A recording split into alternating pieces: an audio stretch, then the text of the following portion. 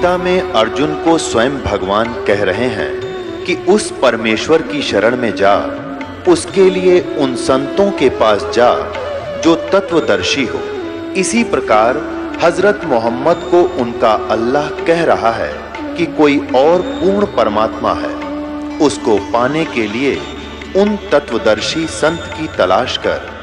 वो प्रभु कौन है, ये जानने के लिए कृपया अवश्य सुनिए जगत गुरु तत्वदर्शी संत रामपाल जी महाराज के अमृत वचन। परमात्मा कहते हैं 100 वर्ष सतगुरु की पूजा, एक दिन आन उपासी, वो अपराधी आत्मा फिर पड़े काल की फांसी।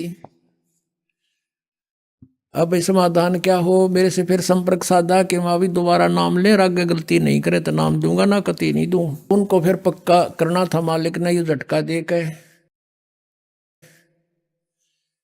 दोबारा उपदेश ले लिया उन सब परिवार ने। ये सन 1995 की बात है। आज 16 वर्ष हो गए उनके घर में किसी प्रकार की कोई तकलीफ नहीं है। यहाँ आते हैं, पाठ करवाते हैं और सत्संग सुनते हैं, सब बच्चे स्वस्थ हैं।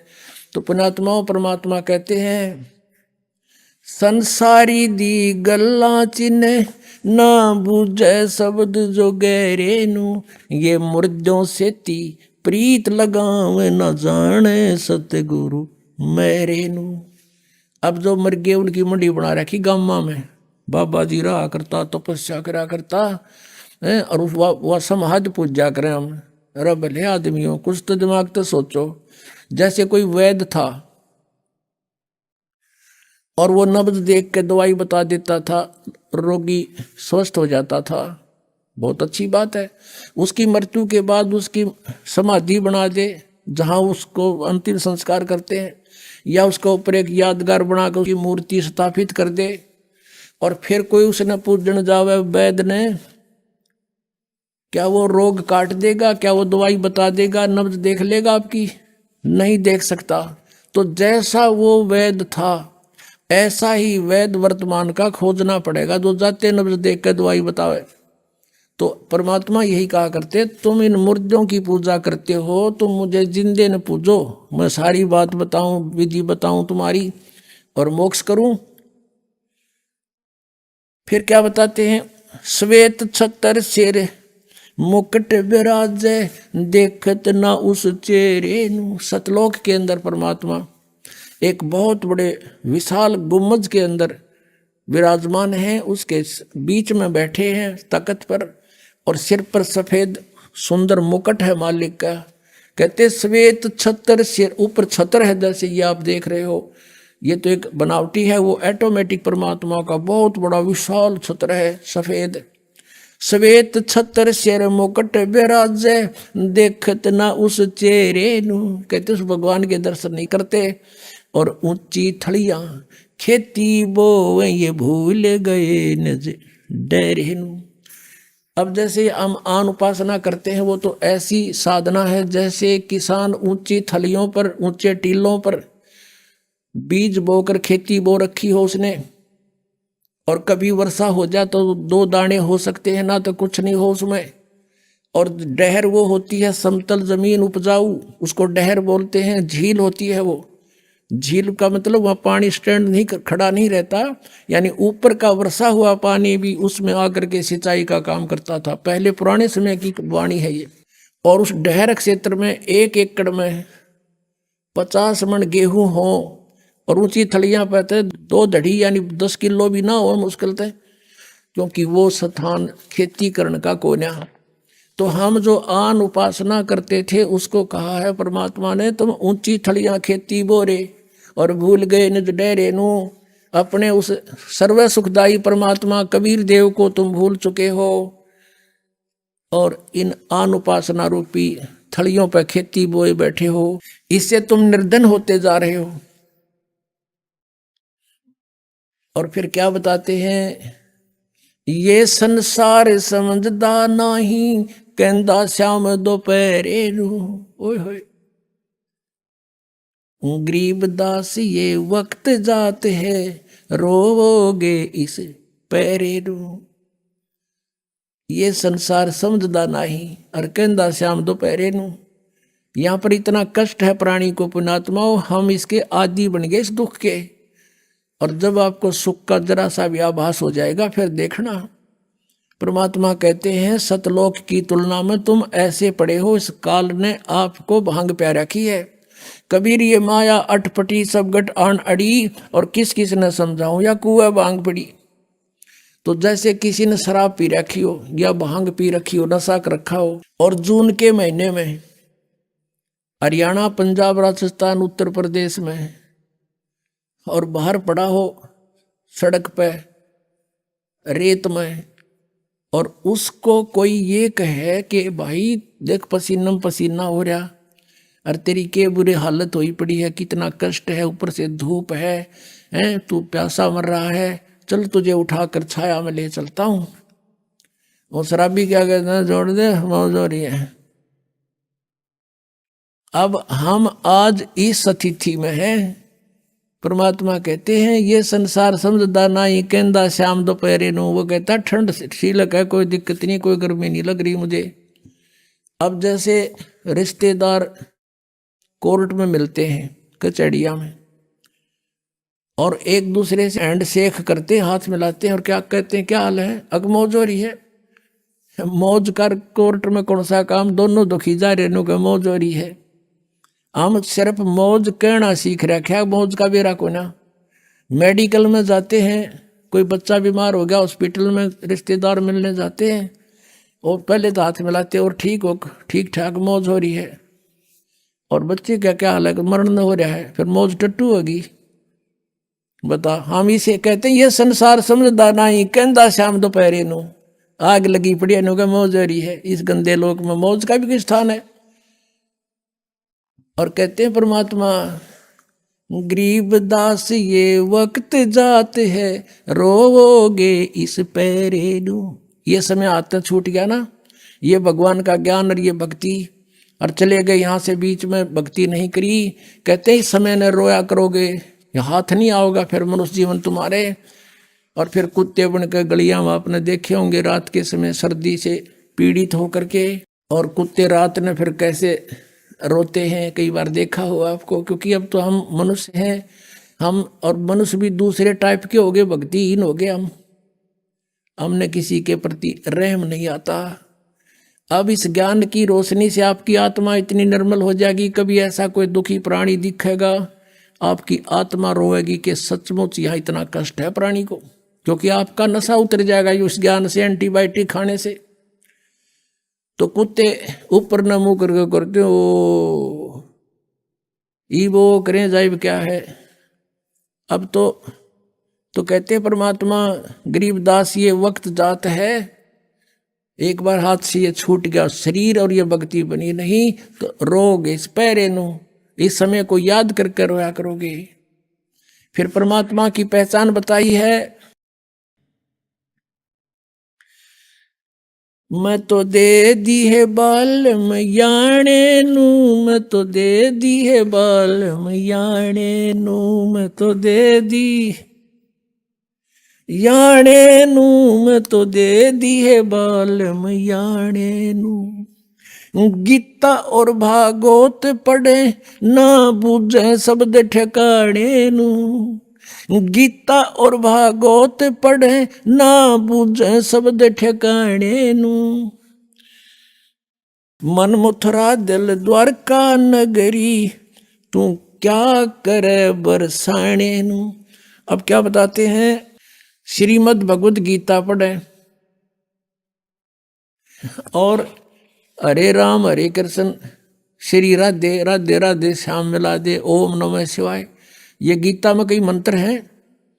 कहते हैं गीता और भागवत पढ़े न बूझे शब्द ठिकाने नू। 7 दिन की भागवत की कथा सुने जा, कहेगा पता नहीं मोक्ष मार्ग क्या है, क्या उस कृष्ण जी की उन लीलाओं को पढ़ लेने से मोक्ष हो जाएगा। गीता के अंदर जो मंत्र लिखा है उसका एक भी जाप नहीं करते, अन्य तुम जाप करते हो, पढ़ते हो गीता को। गीता और भागवत पढ़े नहीं बूझे शब्द ठिकाने नू, शब्द ठिकाने नू यानी उस निज मंत्र की तरफ को ध्यान नहीं देता कि कौन से मंत्र से मोक्ष होगा। जब फुरमान धनी का आवे को रखे घर जाने नू। ओहो, कितनी गहरी बात कही है आदरणीय गरीबदास साहिब जी, जो परमात्मा से परिचित हुए थे और भगवान उनको सतलोक ले जाकर वापस छोड़ा था आदरणीय गरीबदास जी को। अब वो बता रहे हैं भगवान का आंखों देखा हाल। जब फुरमान धनी का आवे को रखे घर जाने नू, जा सतगुरु का शरणा लीजे जो मेटे जम तलबाणे नू। मैं तो दे दी है बालम याणे नू, मैं तो दे दी है बालम याणे नू, मैं तो दे दी है बालम याणे नू। याना माने अनजान ने। अब क्या बताते हैं, जब फुरमान धनी का आवे, जब आपका समय पूरा हो गया, आपका जीवन समाप्त हो गया, फिर आएगा आदेश ऊपर से कि उठाओ इसको, यहां से ले चलो, निकाल लो शरीर से। कहते फिर कौन रोके घर जाने नू। और फिर क्या बताते हैं, जा सतगुरु का शरणा लीजे जो मिटे जम तलवाणे नू, कि उस सतगुरु की शरण में आ जाओ जो उस काल के दूतों को कह दे भाग जा तू यहां से। हमने इसकी आयु को एक्सटेंड कर दिया। जम जो राजा से डरे ये मिटे कर्म के लेख, अदली असल कबीर हैं ये कुल के सतगुरु एक। काल डरे करतार से जय जय जय जगदीश, ये जोरा जोड़ी झाड़ता पगर्द डारे शीश। परमात्मा क्या बताते हैं, काल जो पीसे पीसना, ये जोरा है पनिहारे, ये दो असल मजदूर हैं मेरे सतगुरु के दरबारे। अब आदरणीय गरीबदास साहिब जी परमात्मा के सामर्थ्य से परिचित हुए तो उन्होंने कहा है कि ये काल तपी से पीसना, ये 21 ब्रह्मांड का स्वामी ब्रह्म कबीर परमात्मा का नौकर है समझो। और जोरा है पनिहार या मौत, कहते हैं ये तो परमात्मा का पानी भरती है, नौकरानी है उसकी। उसके जैसे उसके आदेश बिना ये कहते कदम नहीं उठा सकती। काल डरे करतार से, करतार कौन, कबीर इज गॉड। अनंत कोट ब्रह्मांड का एक रति नहीं भारे, सतगुरु पुरुष कबीर हैं ये कुल के सिरजनहारे। काल डरे करतार से ये 21 ब्रह्मांड का स्वामी, और जय जय जय जगदीश। और ये जोरा जोरा कहते हैं मौत को।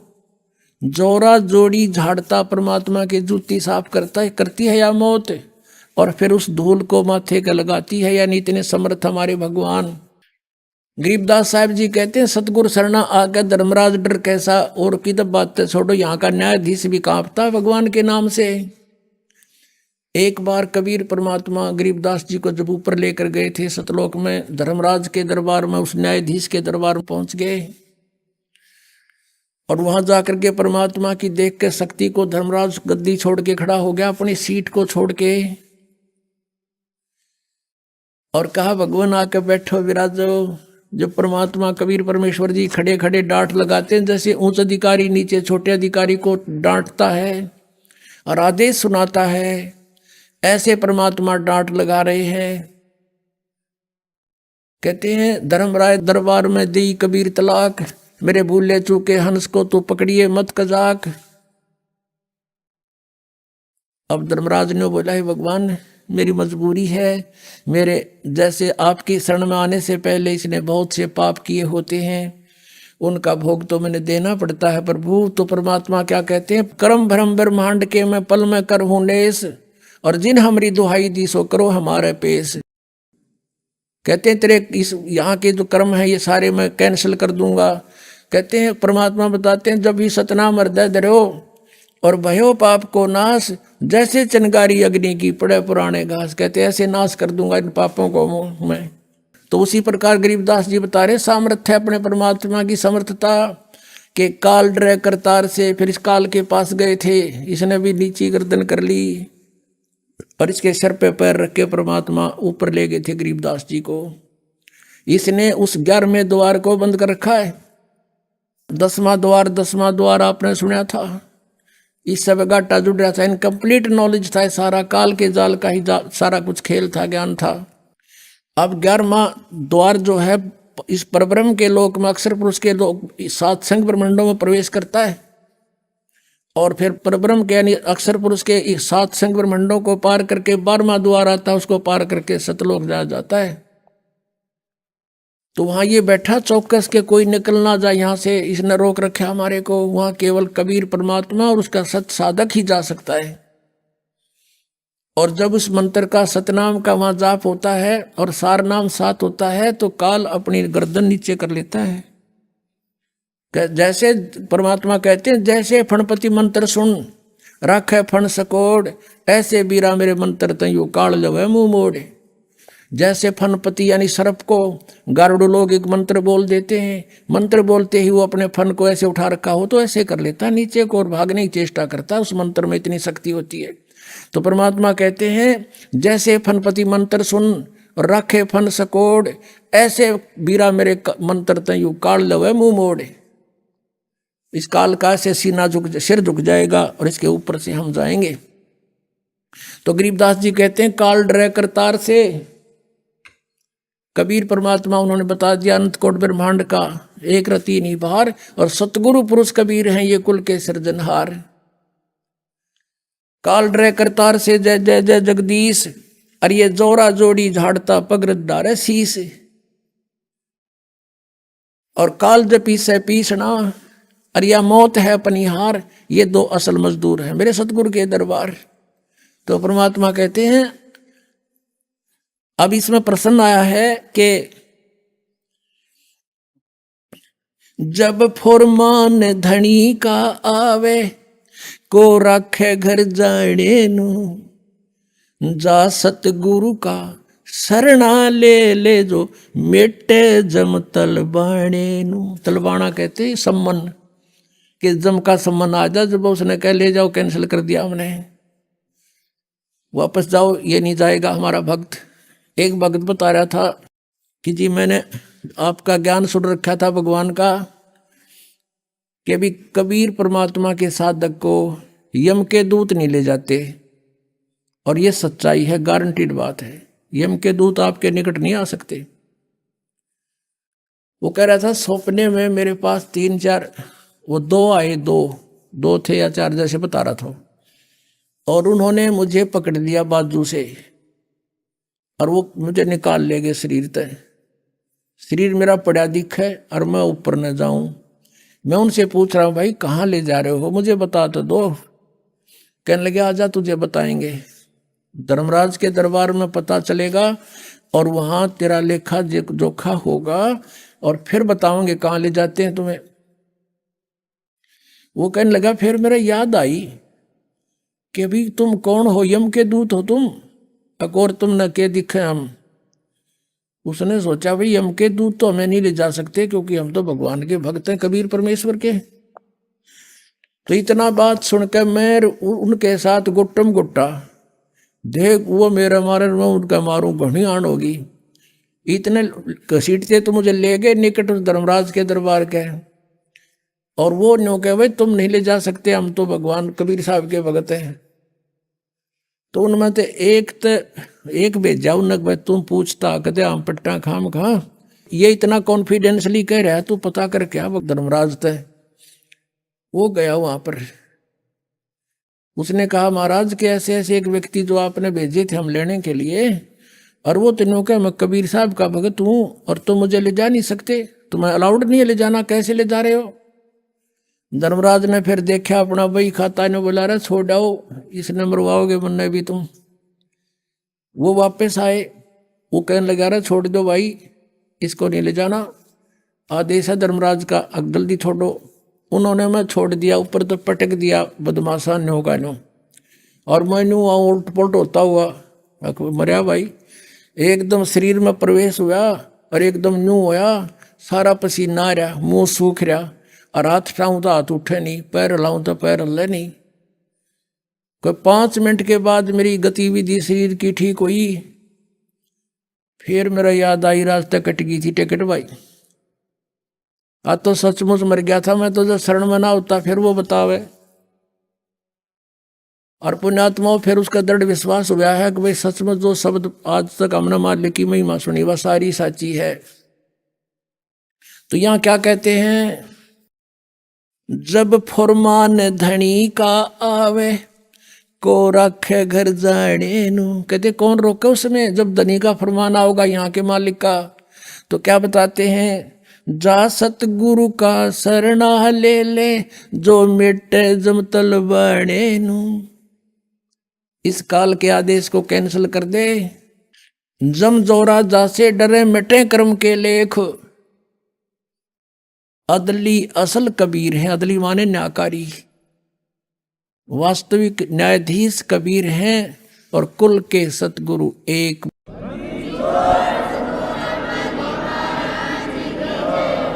परमपिता परमात्मा पूर्ण ब्रह्म सर्वश्रेष्ठी रचनहार कुल मालिक कबीर परमेश्वर जी, ये हमारे परम पिता हैं, ये सारी सृष्टि के रचने वाले हैं।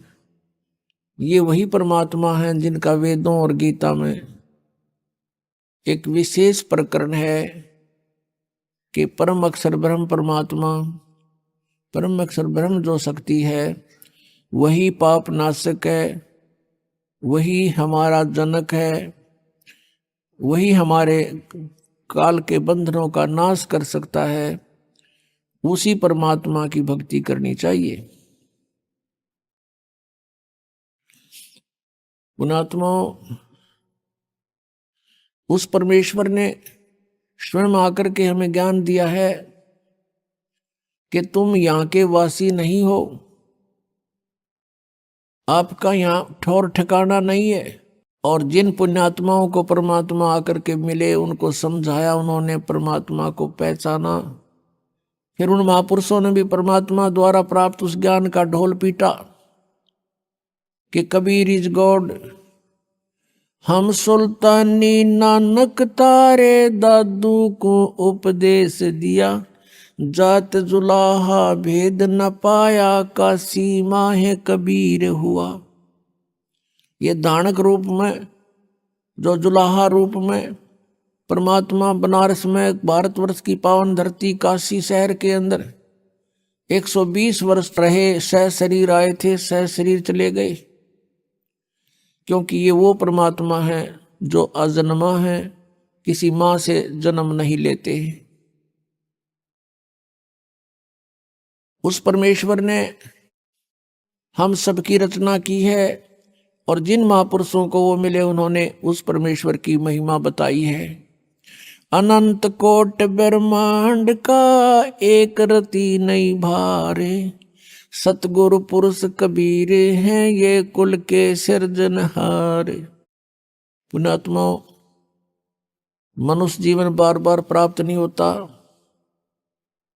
और मनुष्य जीवन पाकर जो नहीं रटे हरि नाम, जैसे कुआ जल बिना फिर बनवाया क्या काम।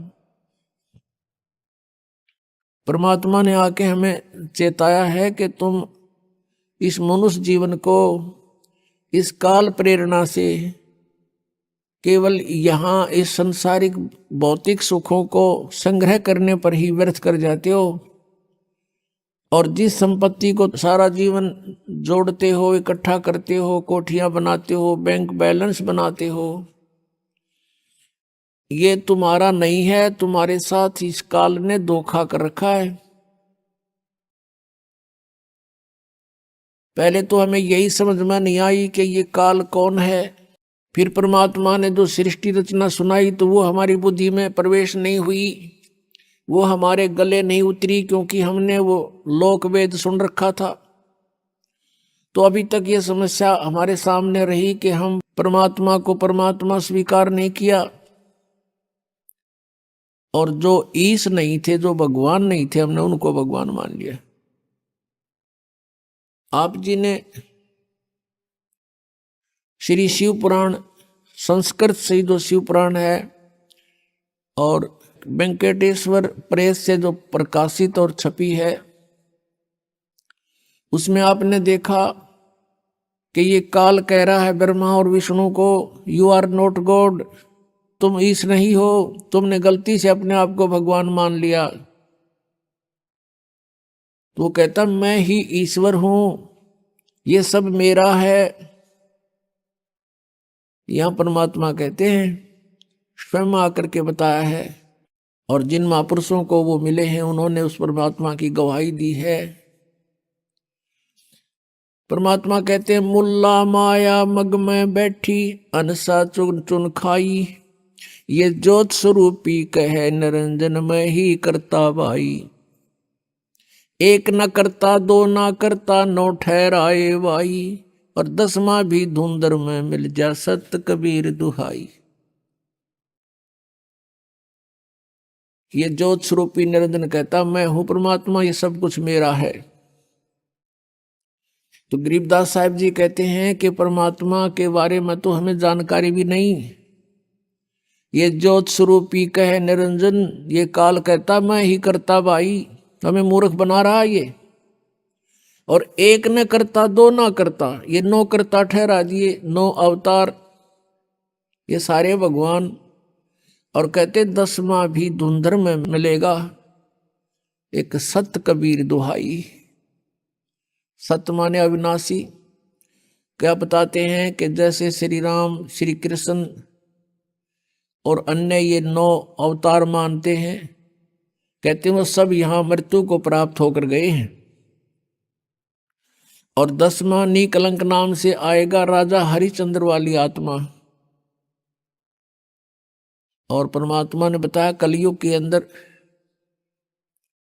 वो संभल नगरी में विष्णुदत्त शर्मा के घर पर जन्म लेगा और सबसे शक्तिशाली होगा और उसकी तलवार बहुत लंबी होगी। उस समय सभी व्यक्ति कृतघ्नी हो जाएंगे, कोई भी आन कान रह नहीं, मांसाहारी प्राणी होंगे, सब पाप आत्मा हो जाएंगी। उनको फिर वो 10वां अवतार काटेगा, सबको अपनी तलवार से नाश करेगा, जैसे परशुराम जी ने अक्षत्रियों को नाश किया था। अब यहां परमात्मा के विधान में और इस काल के विधान में बहुत अंतर है। जिसमें प्राणी अकर्मी हो जाते हैं, अधर्मी हो जाते हैं, जैसे अक्षत्रिय लोग यानी राजा लोग और राजा के दरबारी लोग, ये अधर्मी हो गए थे, इनके कोई आन कान नहीं रही थी। उस समय काल प्रेरणा से परशुराम जी का जन्म हुआ। परशुराम जी ने फिर उन दुष्टों को सबको काटा, मार डाला। अब ये विधान है इस काल का कि निकम्मों को ऐसे सेट करना है, और परमात्मा का विधान है कि किसी बुरी आत्मा हो, अब वो अज्ञान से बुरी होगी और इस तत्व ज्ञान से वो ठीक हो जाएगी। तो परमात्मा का विधान है कि सारे निकम्मा आदमी हो उसको सत्संग सुनावे, तत्व ज्ञान से परिचित करावे, फिर अपने आप उसको विष दिखाई देगा, वो सब बुराइयों से बचेगा। लेकिन काल उस तत्व ज्ञान को नहीं चलने देता, उसको डर बना रहता है कि इससे परिचित होने के बाद प्राणी यहां नहीं रहेगा। इसलिए वो लोकवेद सुनाता है, अपने दूतों को भेजकर सारी जनता को भ्रमित करवाता है, और जिसका अभी तक हम दुष्परिणाम भोग रहे हैं। अब 10वां अवतार जो आएगा, अब राजा हरिश्चंद्र की आपने कथा सुनी हो, वो कितने पुण्य आत्मा थे, कितने धर्म आत्मा थे, और किस प्रकार वो अपनी मर्यादा का पालन करने वाले थे। बच्चे को भी बेच दिया, पत्नी को भी बेच दिया, आप भी बिक गया, लेकिन अपना सत नहीं छोड़ा। वो अब स्वर्ग के अंदर विद्यमान है, वो राजा हरिश्चंद्र वाली आत्मा। कुछ पुनों को तो वहां नाश करवा दिया उसका स्वर्ग में, और फिर उसको श्रृंगार कर भेजेगा, 10वां अवतार बनाओगा, और उसकी क्या ड्यूटी लाओगा काल के इन सब को काट दे, जितने भी प्राणी बकवादी हो गए उस टाइम, एंड ऑफ द कलयुग। अब वो आवेगा, सबको काटेगा, मार डालेगा, जो निकम्मे अच्छी आत्माओं को छोड़ देगा। उस समय जिनमें जरा सी भी धार्मिकता शेष होगी उनको नहीं मारेगा। ये विधान रहा परमात्मा का, कितनी आपदाएं आवे लेकिन भक्तों का नाश होया नहीं करता। और फिर उसके वो बैड अकाउंट में लिख दिए जाएंगे, जितने जीवन सा वो करेगा। अब उसको फिर यहां से पापों से लाद के भेजेगा और यहां उसकी महिमा हो जाएगी जैसे रामकृष्ण की होगी। रामचंद्र जी ने बाली मारा था, सुग्रीव का भाई, और उसका भी बदला देना पड़ा श्री कृष्ण रूप में। उस बाली वाली आत्मा ने श्री कृष्ण जी के पैर में तीर मार कर वध किया। तो ये तो एक प्रत्यक्ष प्रमाण है कि किए का कर्म का दंड न भोगना पड़ेगा। तो बिना ज्ञान के ये सब ऐसी व्यवस्था है, जो परमात्मा से परिचित प्राणी हो जाते हैं वो इस काल के जाल में नहीं आते, अपना कल्याण करवा लेते हैं। तो क्या बताते हैं परमात्मा कि हम उनकी पूजा करते रहे जो भगवान नहीं थे, जो हमें कोई लाभ नहीं दे सकते थे, हमारे पापों का नाश नहीं कर सकते थे, हमें काल के जाल से नहीं छुड़वा सकते थे। तो वो ज्ञान उस परमेश्वर ने स्वयं आकर के देना पड़ा। और जैसा कि आपने वेदों में पढ़ा कि वो परमात्मा अपने तीसरे मुक्ति धाम में रहता, सतलोक के अंदर।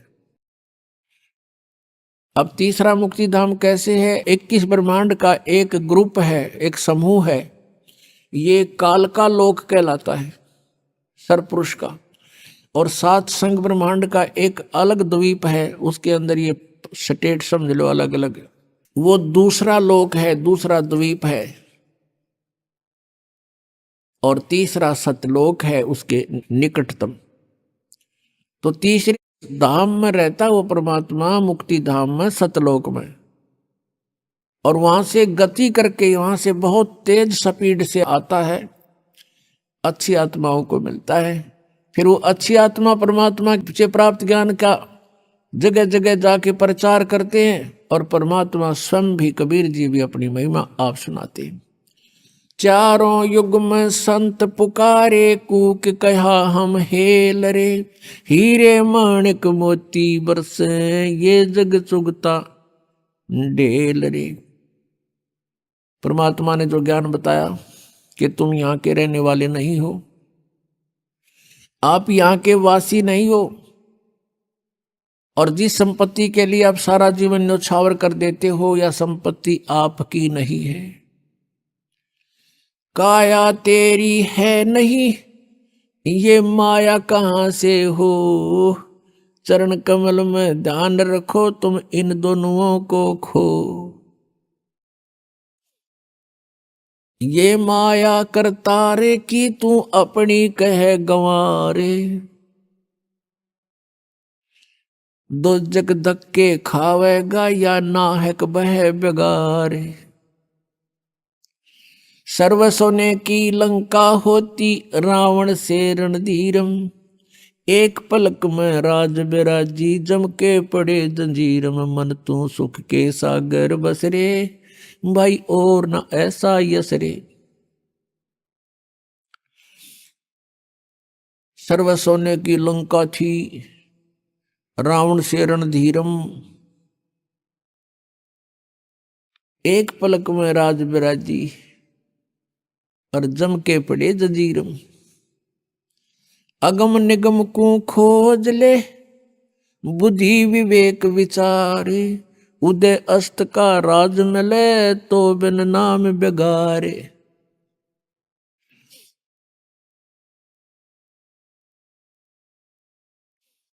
भक्ति बिना क्या होते हैं ये भरम रहा संसारे, रति कंचन पाया नहीं, रावण चलती बारे।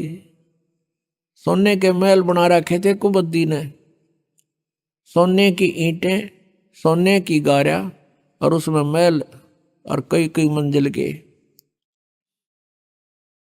और परमात्मा कहते हैं 1 ग्राम स्वर्ण, 1 ग्राम गोल्ड भी साथ लेकर नहीं जा सका। तो हमारे यहाँ भूल पड़ रही है कि ये मेरा है, या कार मेरी है, कोठी मेरी है, बेटा मेरा है, बेटी मेरी है। जिसमें आपकी यह भूल हटेगी तब आपकी भक्ति फलेगी कि ना बेटा आपका है, ना बेटी आपकी है, ना यह कार आपकी है, ना कोठी आपकी है। अब आपके बच्चे नहीं हैं, ये परमात्मा के बच्चे हैं। आप परमात्मा के नौकर हो और परमात्मा ने आपके पास ही अपने बच्चे भेज दिए, बेटा या बेटी। इनको आप अपना मान कर करते हो तो भूल भारी है आपके, लेकिन ये जीव के बस की भी नहीं। इस ज्ञान से धीरे धीरे और भक्ति से, इस एंटीबायोटिक औषधि खाने से, ये तत्व ज्ञान रूपी वचन सुनने से आपको बिल्कुल समझ में आ जाएगी कि सचमुच यहाँ अपना तो शरीर भी नहीं है। तो हमने इन बच्चों को जो आपको भगवान ने दिए हैं, इनके दास नौकर बनकर आपने इनकी परवरिश करनी है। भगवान से डर के इनकी सेवा करनी है, जैसे एक नौकरानी और एक नौकर मालिक के बच्चों की कितनी केयर टेक करता है। इस दास को इतिहास अब याद आते हैं, उदाहरण आते हैं जो संसार में घटे हुए हैं। भगवान ने जो हमें उदाहरण दिए हैं वो सत्य हैं। एक समय दास जब सर्विस करता था, ऑफिस में बैठा था और सामने गली थी, सड़क, और ऑफिस से 2 मकान छोड़कर लेफ्ट साइड में एक बहुत बड़े धनवान व्यक्ति का मकान था, कोठी थी। उसकी एक पुत्री थी, लड़की ज्यादा से ज्यादा 8-9 वर्ष की होगी। उसके लिए एक नौकरानी छोड़ रखी थी और उस लड़की का स्कूल वहां से ज्यादा 10 फरलांग होगा, यानी 2000 फुट, मुश्किल से 5 एकड़ की दूरी पे। तो वो लड़की को नवाती धवाती, उसके सारे कपड़े चेंज करती और सारा उसको व्यवस्था रखती, खाना पीना दूध सब समय पर खिलाती। और उसको जब छोड़ने जाती थी स्कूल में, पैदल छोड़ के आती थी, थोड़ी दूरी थी, तो वो क्या करती थी, जून के महीने में एक छोटा सा छाता लेकर लड़की पर तो छाता रखती थी और स्वयं धूप में चलती थी, क्योंकि वो मालिक की बेटी थी। और जब उसको नौकरी से निकाल दिया, उसने झांका भी नहीं उधर, और पहले वो उसको इतना प्यार देती थी, शायद माँ भी नहीं दे सकती। तो ऐसे ही हमने इनको मालिक के बच्चे जानकर, और हम सभी यहाँ कष्ट में हैं, दुखी हैं, एक दूसरे को समझकर, जैसे एक सास बहू है और सास बहू का कहते हैं कुत्ते बिल्ली वाला बैर हो जाता है। ऐसा क्यों है? बिना ज्ञान के गाटा जुड़ रहा है। और फिर कहते हैं जैसा दर्द आपने हो ऐसा जान बिराने।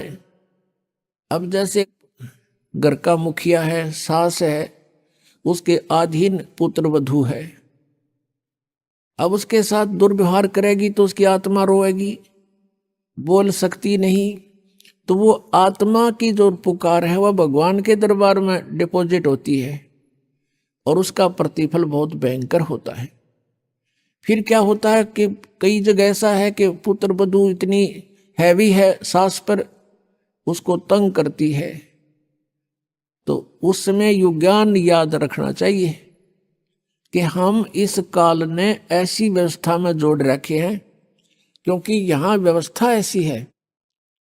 अब जवान बच्चे का और बुढ़े का कभी भी मेल नहीं मिले, ना मन मिले, ना व्यवहार मिले, ना विचार मिले, और फिर रहना इकट्ठा, सास और बहू ने इकट्ठा रहना और कति विचार नहीं मिले, यह गारंटीड बात है।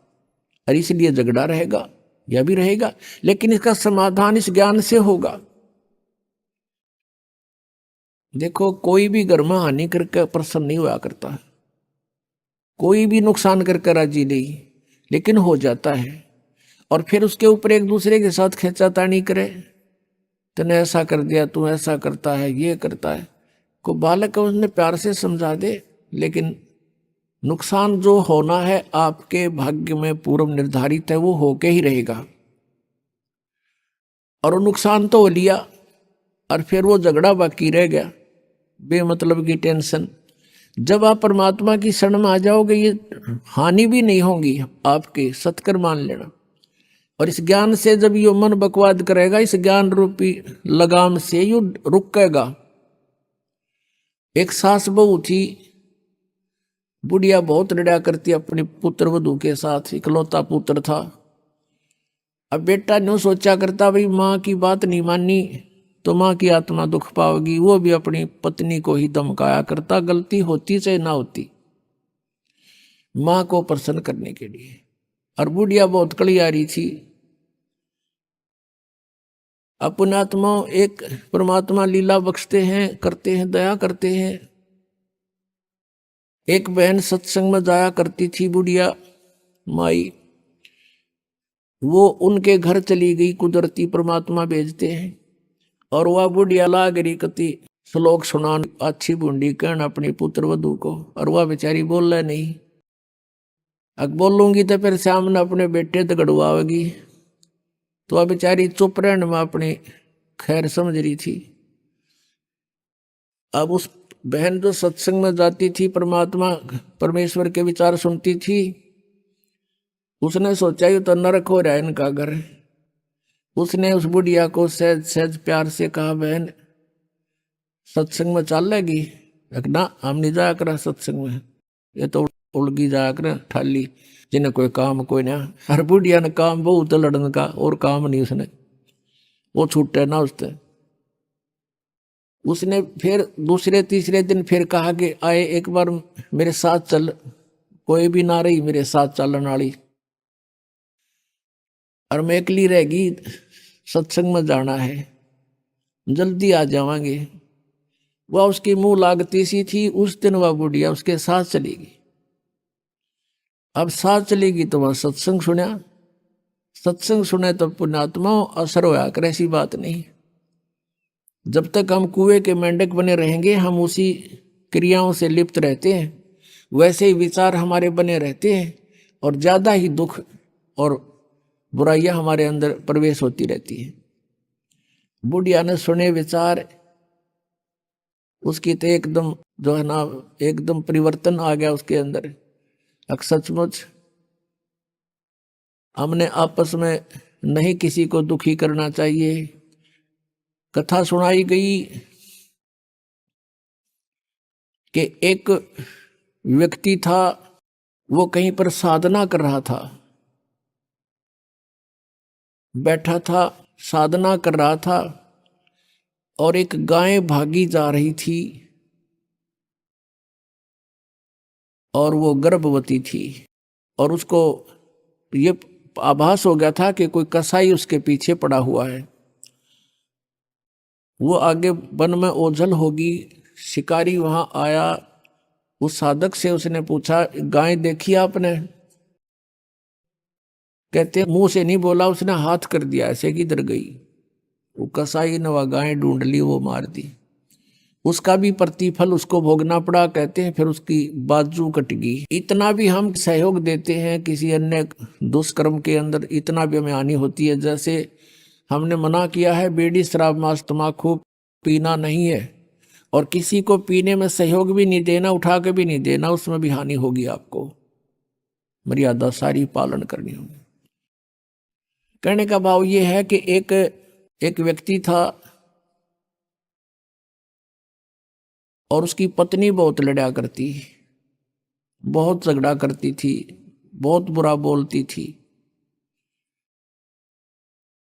तो किसी ने, वो जो व्यक्ति था अगले जन्म में जिसकी बाजू कटी थी, वो साधना कर रहा था, साधना कर रहा था, कहीं पर अगले जन्म में भक्त बन गया। तो उसकी किसी ने आकर के अचानक पहले तो उससे पैसे पूछे, बाबा जी पैसे निकाल सारे। अब पैसे नहीं है भाई मेरे, तो उसकी बाजू काट दी। अब उसने सोचा भाई मैं भक्ति भी कर रहा हूं और यह आपत्ति मेरे पर कैसे आ गई। उसने सोचा भी मैं इसका किसी से कारण पूछूं, मेरा कौन से जन्म का पाप था। किसी ने बता दिया भाई इस गांव के अंदर एक भक्त है, और पीछे बीती हुई बता देता है, पिछली बता देता है, भविष्य की नहीं जानता।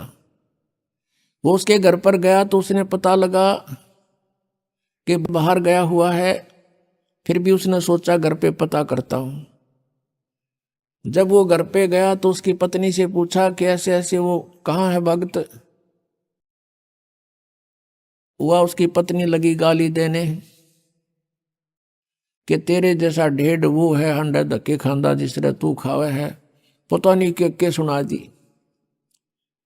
अब जिसका हाथ कटा हुआ था उसने सोची भाई मैं तो गलत आ गया, मेरे साथ मजाक कर दिया दिखे ना, भगता के घर में कैसी बात होया करे, इसी ने कमी होया करे।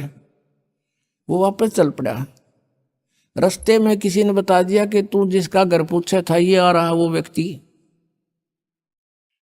उसने उसको शौचालय ले चल आया है बाहर, बात कर लेता हूं। राम रमी हुई, नमस्कार हुआ, कुशल मंगल पूछा। वो जिसका हाथ कटा हुआ था उसने पूछा कि भाई एक बात बता, क्या तू पीछे की जानता सारी? कहा जी दया है भगवान की। भाई पहला मेरी तो पाछा बताइए, पहला तू अपनी बताया, तेरे घर में इसी बूंदी कलियारी क्यों करा रही है? ऐसी बेहुदा बोली वाह न, बोला या भी बताऊं, पहला यह सुन ले तू। पिछले जन्म में मैं था काग, या थी गधी, और जब कुमार इसने छोड़ देता इसकी कमर टूटी हुई होती थी, मैं इसकी वो खाता था, टूटी हुई कमर से उन जख्मों से मांस खाता था। तो आज भाई अपना बदला ले रही है मेरे ते, और ये इतने जख्म करेगी मेरा जितने मन न कर रखे हैं। तब उसने पूछा भी फिर मेरा हाथ क्यों कर कटा, मैं तो भगत आदमी, और यू कैसे जुल्म हुआ मेरे साथ? उसने बताया कि पिछले जन्म में भी तू भगत था और तूने एक गाय के कटने में सहयोग दे दिया, तूने न्यू हाथ कर दिया कि इधर गई, बोला नहीं तू ऐसे गई, इससे तेरा हाथ कटा। अब कहते हैं तुमने दरगाह का महल नहीं देखा, धर्मराज के तिल तिल का लेखा। अब इस तरह कहते तुम एक दूसरे को सताओगे तो तुम्हें आगे फिर दंड भोगना पड़ेगा। वह बुढ़िया के बाद समझ में आएगी अकबर ने तो जुल्म कर दिया। उसके बाद अपनी पुत्र वधू को वो बिल्कुल शांत रहे, बोले नहीं फालतू। सत्संग में ये भी सुनाया गया कि जो कुछ हानि होनी है वह तो हो चुकी, और पाछा वो खाम खा महाभारत बनाने की कोई आवश्यकता ही नहीं, वो तो दूना दुख पैदा करने वाला वो वस्तु आवे नहीं वापस।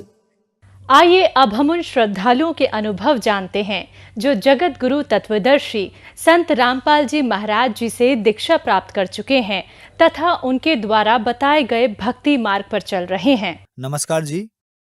नमस्कार सर जी। क्या नाम है जी आपका? मेरा नाम सुदामा देवी है। कहाँ से हैं जी आप?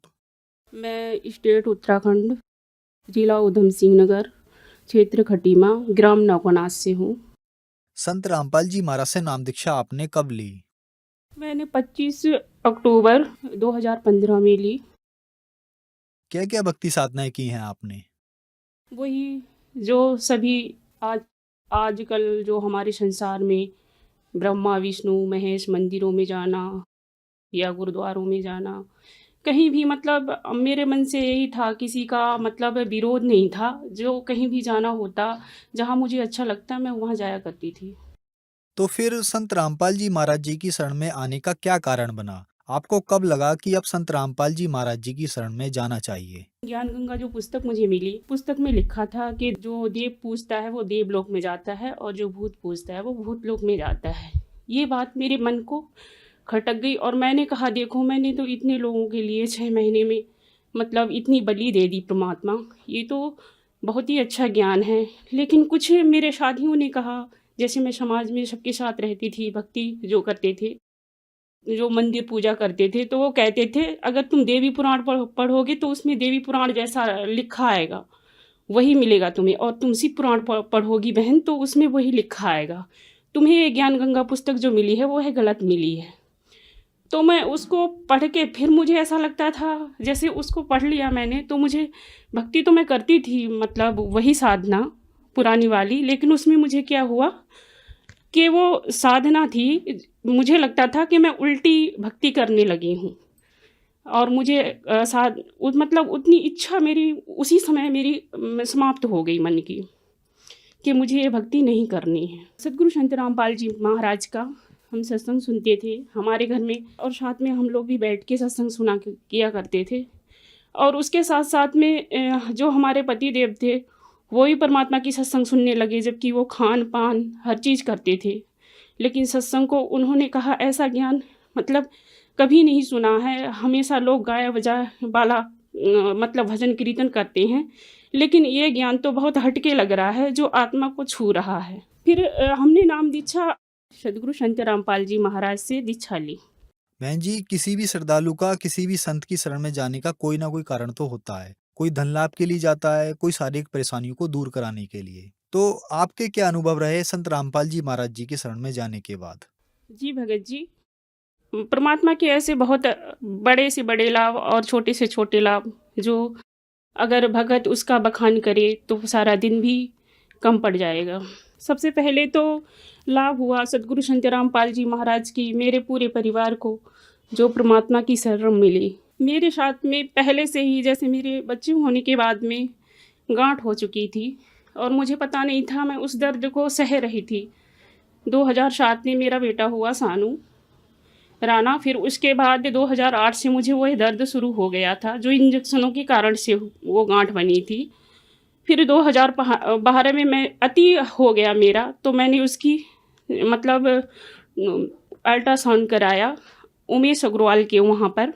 ये मेरे पास रिपोर्ट है।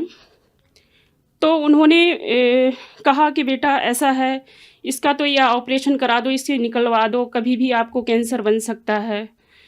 तो फिर मेरे पति ने कहा कि इतने तो मेरे पास रुपए भी नहीं हैं और हमारी वैसे भी गरीबी हालत है, हम आपका इलाज किस प्रकार करा सकते हैं। तो मेरी दीदी ने कहा अगर कहीं भी नहीं करा रहे हो तो कहीं बाहर से ट्रीटमेंट करा लो डॉक्टरों से। वो मुझे वैसे ही दवा दिलाते रहे और ममता नर्सिंग होम ने तुरंत कह दिया कि इसके मतलब 5,000 रुपये की दवाई आएगी। भगत जी, हमारे जो पतिदेव थे वहाँ से चले आए, कहा चलो सीधे घर, और डॉक्टरों से दवा दिला दी जैसे कि गांव में होते हैं उन डॉक्टरों से। मैं वही खाती रही। फिर अल्ट्रासाउंड कराने के बाद में उन्होंने हमें ऑपरेशन के लिए बोल दिया कि बेटा इसे निकलवाई दो। छेदानी में जो महिलाओं की प्रॉब्लम होती है, तो उसके लिए हमारे पास ना तो ऑपरेशन के लिए पैसे थे, ना दवा खाने के लिए पैसे थे। फिर सदगुरु संत रामपाल जी महाराज की शरण ग्रहण की। तो फिर मैंने परमात्मा से ही एक अर्ज की, परमात्मा आप तो सारे दुख हरण कर लेते हो, फिर ये दुख तो आप जो है मेरे साथ वो तो कुछ भी नहीं है। मेरा कोई ऑपरेशन नहीं हुआ, वो बीमारी ऐसे ठीक हुई जैसे मैं अंदर बाहर जाती थी तो कई महिलाएं, जैसे महिलाओं के बीच में मेरा बैठना हुआ करता था, तो महिलाएं कहती थी कि ये बहुत प्रॉब्लम होती है, इसका तो ऑपरेशन ही होता है। तो मैं भी उनकी बात सुना करती थी और एक तरफ मैं मालिक से जुड़ चुकी थी। हे दाता, अब तो कोई है ही नहीं, शरीर का सारा जो दुख निवारण होता है या आर्थिक लाभ से लेकर के हर परिस्थितियों में आप हमारे साथ हो, तो आप ही इसका निवारण कर सकते हो। ठीक 1 महीने बाद मेरा 2016 में 2017 में वो गुच्छा टूट के मेरे हाथ में आ गया। जब मैं बाहर मतलब लैट्रिन में गई तो वहाँ पर वो गुच्छा टूट के आया। फिर मैंने उसे देखा, मैंने कहा ये मेरे शरीर से कौन सी अजीब सी चीज़ निकली है। वो ऐसा था बिल्कुल जड़ों की तरह, जैसे किसी एक पौधे की जड़ होती है वाइट कलर की, और खुरदरी करके जब टूटती है वो, तब मैंने उसे देखा, ये गुच्छा तो निकल गया मेरा, यहाँ तो ये गुच्छा भी नहीं है। परमात्मा ने वह दया कर दी। फिर मैंने गुरुजी को जाके तुरंत दंडवत प्रणाम किया। मैंने कहा हे मालिक, सदगुरु संत रामपाल जी महाराज ने मेरे साथ तो ये भी दया कर दी, और हमारी आर्थिक स्थिति को लेकर के हमारा बहुत ही समस्या थी, तो उसमें परमात्मा ने भी दया की कि मतलब हमारे घर में जैसे मैं सब्जी चलाया करती थी, तो महिलाओं ने कहा हम सारे रुपए बांट लेते हैं। मैंने कहा ये भी बहुत अच्छा है, क्योंकि सदगुरु संत रामपाल जी महाराज बोलते हैं कि बेटा ब्याज तो तुम दे सकते हो लेकिन ले नहीं सकते। और सारा लेखा जोखा हर चीज़ मैं ही करती थी। मैं कहती थी हे परमात्मा, ये काम भी मुझे दीक्षा से पहले का है, और इन महिलाओं को अगर इनके रुपए सौंप दिए जाएं तो बहुत ही अच्छी बड़ी बात होगी। संत रामपाल जी महाराज से मैं यही कहती थी। फिर उन्होंने ये दया कर दी कि उस रुपए को हमने 2019 में उसका हमने बंटवारा कर दिया उन रुपयों का। तो रुपयों करने के लिए जैसे हमारे पास नहीं था रुपए, PF निकाल दिया हमारे भगत जी ने, और 10,000 रुपये मैंने भी ले रखे थे। फिर 2,000 रुपये उसने कम पड़ रहे थे, तो हमारा दान पात्र होता है, मैंने उससे भी खोल लिया। मैंने कहा परमात्मा, किसी से और से मांगने से अच्छा तो है मालिक आप ही दया कर सकते हो। तो उसमें मालिक ने ऐसी दया करी कि उससे हमने रुपए तो ले लिए, लेकिन अपने घर घर खर्च के लिए हमने नहीं लिए।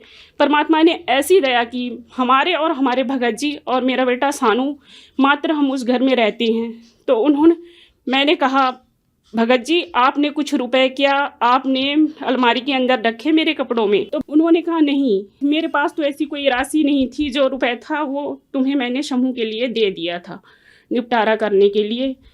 फिर मैंने सानू भगत जी से कहा, ये पैसे कहाँ से आए भगत जी, कभी तुमने देखे थे? फिर मैंने संत रामपाल जी महाराज को दंडवत प्रणाम किया। तो गुरु जी की दया से हमारे घर खर्च के लिए 4,500 रुपये मेरे कपड़ों में निकले और 3,000 रुपये हमारे एक साइट जो गुरुजी की ही बुक होती है उसमें निकले। उसके बाद फिर हमारा उस लॉकडाउन के जरिए हमारा घर खर्च का, जैसे लॉकडाउन लगने लगा तो उसी से हमारा खर्च चलने लगा। और जो हमारे पतिदेव हैं उनकी जो सैलरी है फिर वो भी आने लगी। संत रामपाल की दया से आज हमारे घर में सर्व सुख हैं और यह दासी की परिवार की सारी समस्याएं समापन हो गई। जो मेरी बीमारी थी, जो बोल रहे थे कि बेटा इसकी सफाई करना पड़ेगा, 5 महीनों से आपका मतलब मेरा एमसी नहीं आ रही थी, तो उसमें देखा गया तो गुच्छे बन रहे थे और बन भी चुके थे। और जो हमारे महिलाओं के जो बच्चेदानी के अंडे होते हैं वो सारे काले पड़ चुके थे, सूख चुके थे। उन्होंने ये भी बोल दिया था कि आपके बच्चे नहीं होंगे। डॉक्टरों ने कहा था कि इस बच्चेदानी को बेटा बाहर निकालना पड़ेगा, तभी आप स्वस्थ रह सकती हैं, नहीं तो आपको कभी भी कैंसर बन सकता है। और दूसरी बात उन्होंने कहा था इसका ऑपरेशन करना पड़ेगा, इस बच्चेदानी को बाहर निकालना पड़ेगा, ये कहा था मेरे से। संत रामपाल जी महाराज की नाम दीक्षा लेने के बाद मैंने कोई ऑपरेशन नहीं कराया। मैं आज पूर्ण रूप से ठीक हूँ, स्वस्थ हूँ। ये मेरे लड़के की रिपोर्ट है, आनंद चिल्ड्रन। इसको बहुत बुखार हुआ था और बुखार के साथ बहुत दाने हो गए थे। ये पहले बोल सकता था, बचपन में माँ मम्मी पापा बोला करता था, पापा मम्मी बोला करता था। फिर इसको 3.5 साल में ये हो गया, बुखार बहुत हो गया। बुखार के साथ साथ बहुत दाने भी हो गए और वो दाने इसके इस प्रकार हुए कि मतलब ये जो बच्चा है अंदर से ब्लिप भी, जैसे लैट्रिन करता था तो उसमें भी ब्लड था और मुंह में भी बिल्कुल दही के जैसे ब्लड और दही के जैसे पूरा जब उंगली में डालती थी सब निकलता था। डॉक्टरों ने ये कह दिया था कि जो ये बीमारी लगी है इसके बाद ये बच्चा बोल नहीं सकता है। संत रामपाल जी महाराज की दया से आज मेरा बच्चा बोल भी सकता है, पढ़ भी सकता है। ये मेरा वही पुत्र है जिसको भी ये बीमारी लगी हुई थी और ये बोल नहीं सकता है। आज ये है मेरा बच्चा परमात्मा सदगुरु संत रामपाल जी महाराज की दया से बोल भी सकता है और पढ़ भी सकता है। नमस्कार जी। सत साहब। क्या नाम है आपका? मेरा नाम सानू दास है। कौन सी क्लास में पढ़ते हैं आप? हम 8 क्लास में पढ़ते हैं। आपको संत रामपाल जी महाराज से नाम दीक्षा लेने के बाद बहुत सारे लाभ हुए। लाखों श्रद्धालु आज आपको टीवी पर देख रहे हैं और वो भी आप ही की तरह संत रामपाल जी महाराज से लाभ लेना चाहते हैं, मंत्र लेना चाहते हैं, तो कैसे ले सकते हैं? चैनल में सत्संग आता है सदगुरु संत रामपाल जी महाराज का। आप जब वो चैनल चलता है तो उसके नीचे एक पीली पट्टी दे रखी होती है, उसमें सारे मोबाइल नंबर्स वहीं के होते हैं जो हमारे गुरुजी के आश्रम के हैं। आप वहां फ़ोन करके नाम दीक्षा प्राप्त कर सकते हैं। धन्यवाद जी। सच साहिब।